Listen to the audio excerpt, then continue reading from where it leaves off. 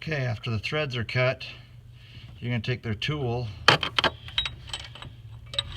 and install it down in the head and tighten it down until it's tight, obviously. Duh. And then you're going to put the installation sleeve over.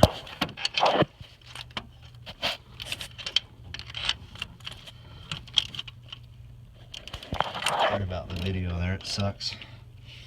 Hard to even get back in there to see this sucker.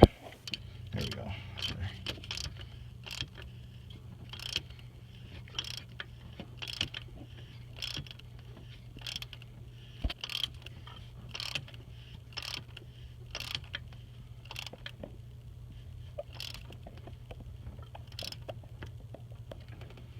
Okay, and then once you got it bottomed out, the first one I did, I loosened it up a little bit to kind of help give it a little bit of maneuverability. Then you're going to take the shell or the sleeve that's going to install, and that's a bit of a tight squeeze.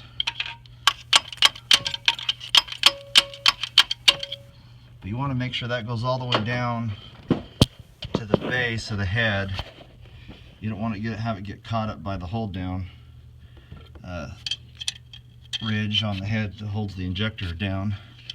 Otherwise you'll jack it up, which I almost did when I started doing this for the first time.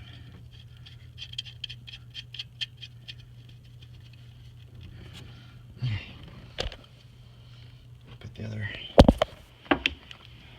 socket on.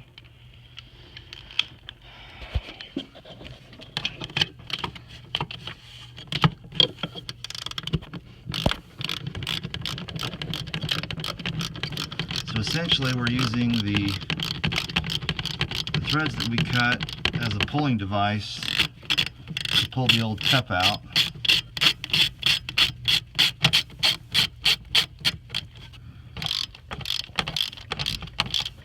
And if you start tightening it down, it'll get snug and then it'll slowly start to loosen.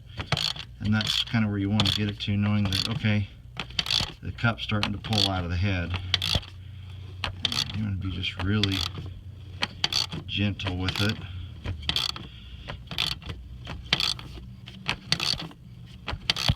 It's got good tension on it.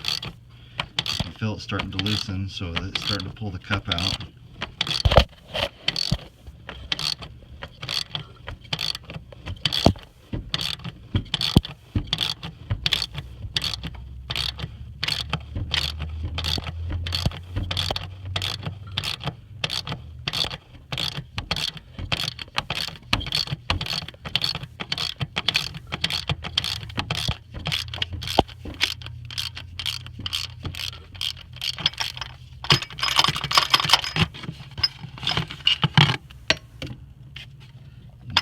Thing out, and it comes with the cup. So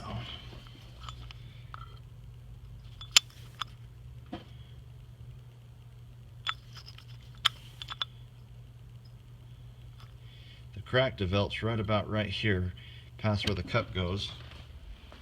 So if you look at the difference,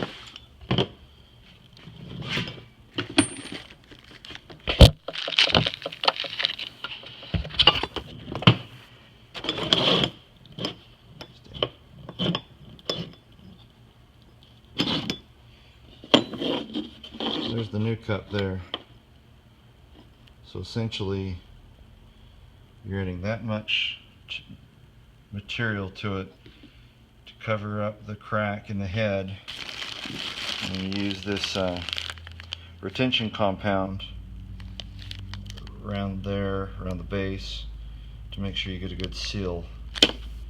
So we're going to try that. We've got to clean the head up real good, make sure there's no oil contamination, no fuel contamination, no coolant's going to be perfectly dry for that retention compound to work right. So we'll try that, get it all cleaned up.